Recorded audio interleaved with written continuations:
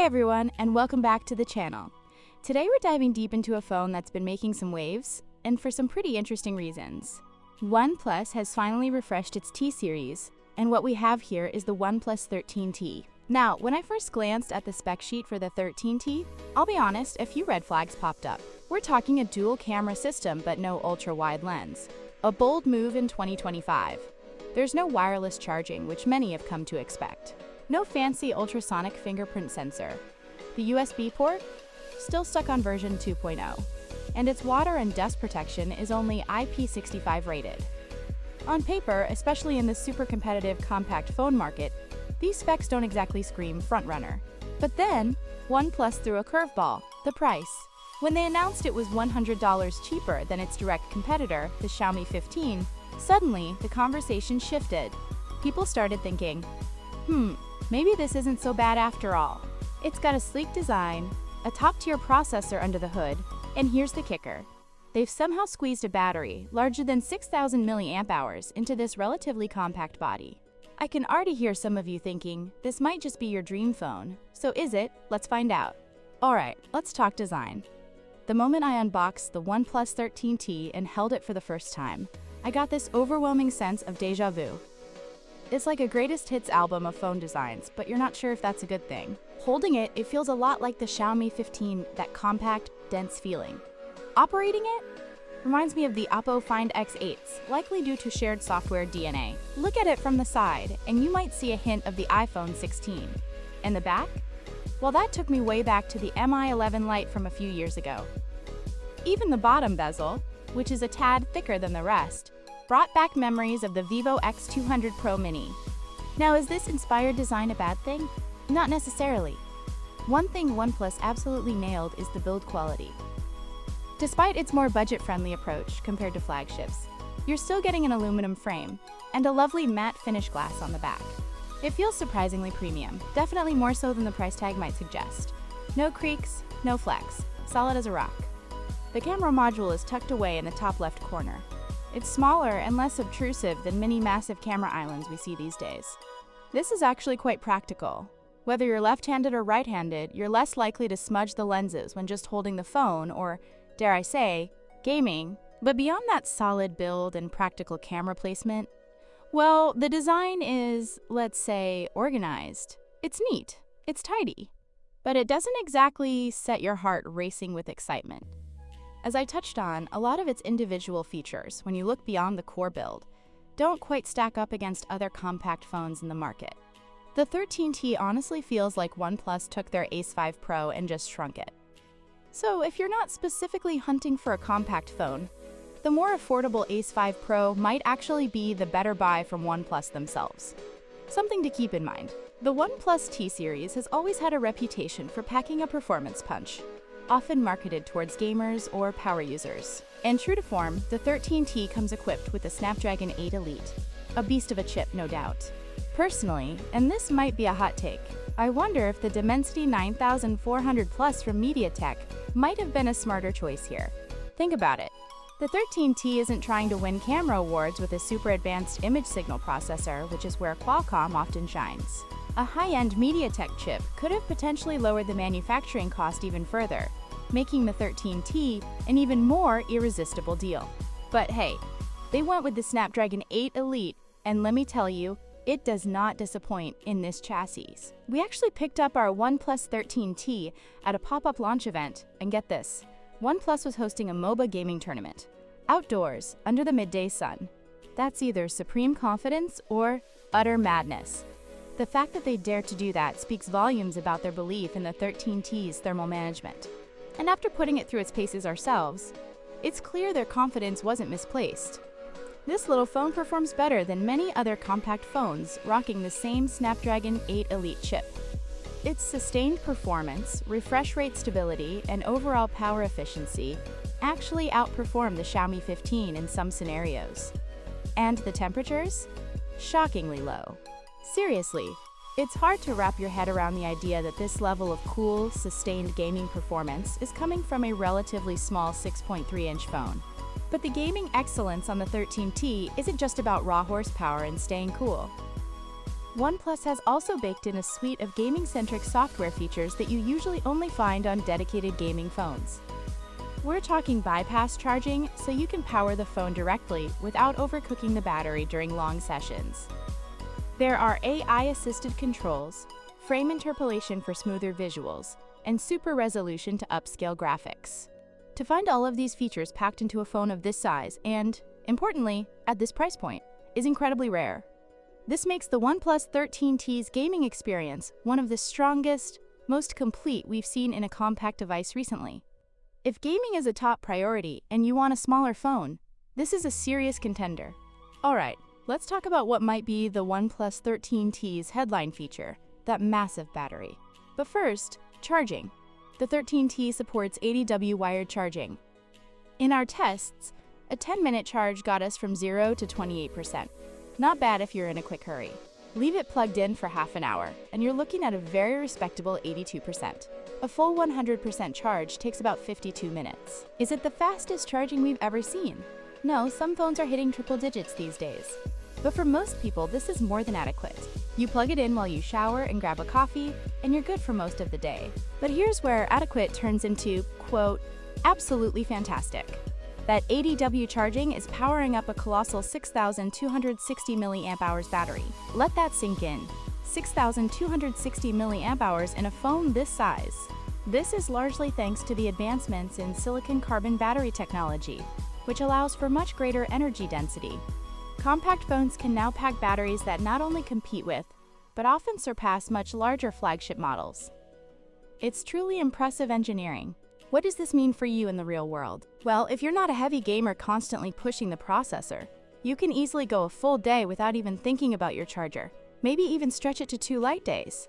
This phone is a marathon runner. If battery anxiety is your mortal enemy, the OnePlus 13T is your new best friend. For power users who game a lot, this means longer sessions without being tethered to a wall. It's a game changer, literally. Moving on to the window to your digital world, the display. The OnePlus 13T features a 6.3-inch TIA-N-MA panel. Let's run through the key specs. On paper, it's pretty close to flagship level. You're getting vibrant colors, good viewing angles, and it gets plenty bright. OnePlus claims a peak brightness of over 800 nits for typical content, with a high brightness mode that can push it up to 1600 nits for HDR content or under direct sunlight. This means outdoor visibility shouldn't be an issue. For those concerned about eye strain, especially at night, the display defaults to 2160 Hz PWM, dimming when the brightness dips below 50 nits. This is a very high frequency, which should minimize flicker for most users. Plus, OnePlus also includes a DC dimming option in the settings if you prefer that, though it can sometimes affect color accuracy at very low brightness levels. The screen itself, in terms of visual quality, leaves very little to complain about. It's sharp, it's smooth thanks to a high refresh rate, and it's responsive. However, there are a couple of ergonomic quirks. The optical fingerprint sensor, while generally accurate, is positioned awkwardly low on the screen. You kind of have to adjust your grip to reach it comfortably, which can be a bit annoying, especially for one-handed use. And then there's that bottom bezel, the chin. It's noticeably thicker than the other 3 sides. In isolation, it's not a deal breaker.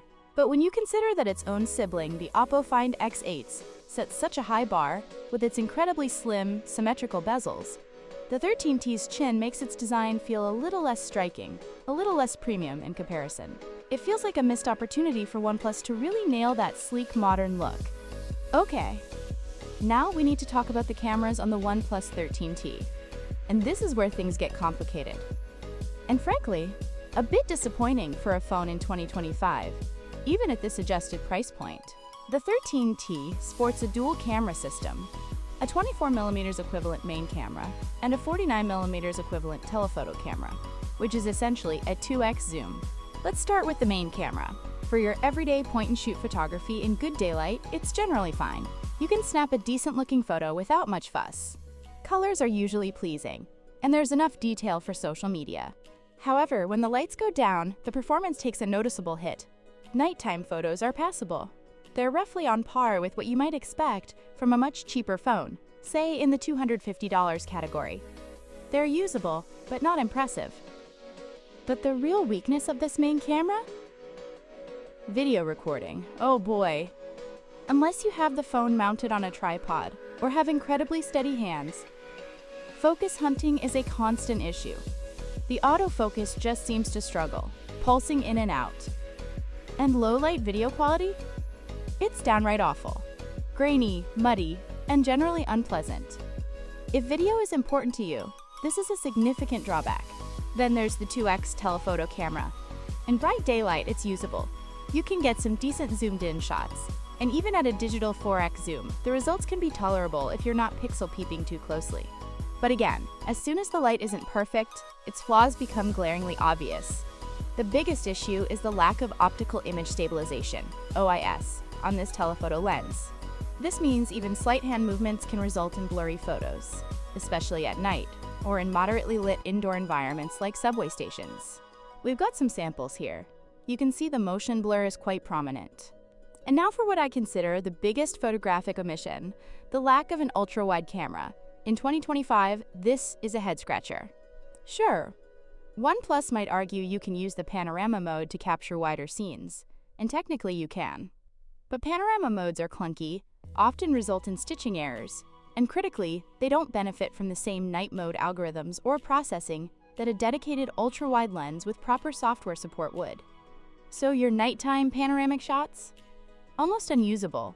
Trying to capture grand landscapes or big group shots is going to be a constant source of frustration. And to cap off the camera disappointments, the front-facing camera. It maxes out at 1080p 30 FPS video recording. For a phone that costs around $460, more on that in a sec, that's pretty weak. If this were a sub-$400 budget phone, maybe I could overlook it. But at this price, it feels like another corner cut too far. Your vlogs and video calls won't be looking their sharpest. So let's talk money and value. As I mentioned at the start, the initial buzz around the OnePlus 13T was that it was $100 cheaper than the Xiaomi 15, based on their official launch prices. And that $100 difference made a lot of the 13T shortcomings seem more palatable. However, there's a catch. The Xiaomi 15 has been out on the market for about 6 months now. And as is often the case with Android phones, its price has started to drop, especially on third-party retail sites. So that $100 gap, it shrunk. Right now, as of filming this video in late April 2025, the Xiaomi 15 is only about $50 more expensive than the OnePlus 13T on many platforms. $50. That's it. So the crucial question is, what are you giving up to save that $50 by choosing the OnePlus 13T over the Xiaomi 15? Well, it's a pretty significant list. You're missing an extra camera, likely an ultra-wide on the Xiaomi. You're missing out on wireless charging. You don't get an ultrasonic fingerprint sensor, which is generally faster and more secure than optical. You get a lower IP65 rating for water and dust resistance, compared to likely IP68 on the Xiaomi. And you're stuck with USB 2.0 speeds, instead of the much faster USB 3.0. We've also been keeping an eye on online discussions, particularly in markets like China, where these phones often launch first. And the sentiment around the OnePlus 13T isn't universally positive. While that massive battery gets a lot of praise, and rightly so, it feels like it's one of the few things the 13T can truly unequivocally boast about when stacked against its closest rival. That $50 saving suddenly looks a lot less appealing when you list out the trade-offs. So, after all that, what's the final word on the OnePlus 13T? This is a phone of some pretty stark contrasts. On the one hand, you have truly exceptional battery life, thanks to that massive 6,260 mAh cell. If your number one priority is a phone that lasts and lasts, especially in a compact form factor, the 13T is a champion. The gaming performance is also genuinely impressive for its size, offering a smooth, cool experience with a great suite of software tools. And initially, its price seemed like a major advantage. The build quality is also solid. However, on the other hand, the camera system is a significant letdown, especially the lack of an ultra-wide lens, the mediocre video performance, and the underspec'd front camera. The list of missing modern features is also hard to ignore. No wireless charging, an older USB 2.0 port, only IP65, and a somewhat awkwardly placed optical fingerprint scanner. And with the street price of its main competitor, the Xiaomi 15, dropping, that initial price advantage has largely evaporated. So who is the OnePlus 13T really for in April 2025? I think it carves out a niche for a very specific type of user, someone who absolutely prioritizes battery life above almost all else in a compact phone. Someone who is a serious mobile gamer and wants top-tier performance and gaming features in a smaller device, and isn't too fussed about camera versatility. Perhaps someone who finds a particularly good deal on it, pushing that price difference against the Xiaomi 15 back towards the $100 mark. If you don't fall squarely into one of those categories, the compromises might be too much to bear. If you want a more well-rounded compact phone, the extra $50 or so for the Xiaomi 15 will likely get you a much more complete package, especially in the camera department and future-proofing features. Or, if you're not wedded to a compact size, OnePlus's own Ace 5 Pro might offer better overall value. The OnePlus 13T isn't a bad phone. It excels in a couple of key areas, but it feels like a phone that's made a few too many compromises to hit a specific and now less impactful price point, leaving its incredible battery life as its main standout feature in a crowded market. So what do you guys think? Is the massive battery enough to tempt you? Or are the missing features and camera compromises deal breakers? Let me know your thoughts down in the comments below. I'm really curious to hear your take on this one. If you found this review helpful, please give it a thumbs up. And if you want to see more deep dives into the latest tech, make sure you're subscribed and have those notifications turned on. Thanks so much for watching, and I'll catch you in the next one.